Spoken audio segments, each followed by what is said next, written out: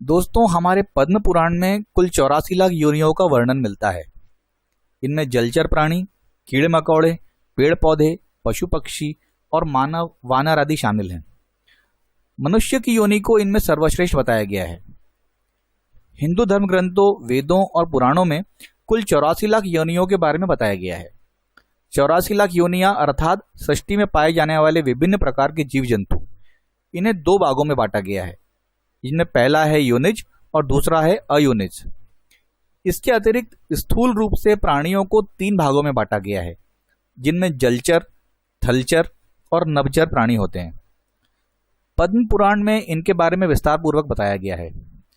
तो आइए दोस्तों, 84 लाख योनियों के बारे में विस्तार से जानते हैं।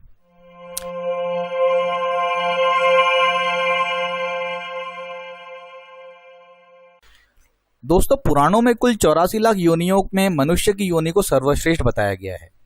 ऐसी मान्यता है कि एक आत्मा का कर्म गति के अनुसार 30 लाख बार वृक्ष की योनि में जन्म होता है। इसके बाद 9 लाख बार जलचर प्राणियों के रूप में जन्म होता है, 27 लाख बार कृमि योनि में, 14 लाख बार पक्षियों की योनि में, 4 लाख बार पशुओं की योनि में जन्म लेने के बाद अंत में कर्मानुसार गाय का शरीर प्राप्त करके आत्मा को मनुष्य की योनि प्राप्त होती है। इसके बाद उसे पितृ या देव योनि प्राप्त होती है। यह सभी क्रम कर्मानुसार चलते रहते हैं।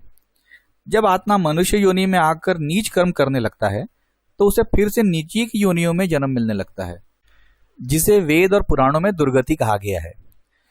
ऐसा भी नहीं है दोस्तों कि मनुष्य को दोबारा मनुष्य जीवन नहीं मिलता या फिर 84 लाख योनियों के बाद ही वापस मनुष्य जीवन मिलता है। यह तो केवल और केवल हमारे कर्मों का विषय है। अगर मनुष्य अच्छे कर्म करता है तो उसे स्वर्ग मिलता है और स्वर्ग का रास्ता मोक्ष की ओर जाता है। अगर मनुष्य बुरे कर्म करता है तो उसे नरक मिलता है और उसके बाद कर्मानुसार अलग अलग योनियों में जन्म मिलता है। तो दोस्तों, आशा है आपको आज का वीडियो पसंद आया होगा। ऐसे ही और इंटरेस्टिंग वीडियोस के लिए हमारे YouTube चैनल धर्म और नीति को लाइक, शेयर और सब्सक्राइब करें और बेल आइकन को ऑल पर सेट करें। हम आपसे मिलेंगे अपने नेक्स्ट वीडियो में। तब तक के लिए नमस्कार। भारत माता की जय। जय हिंद। वंदे मातरम।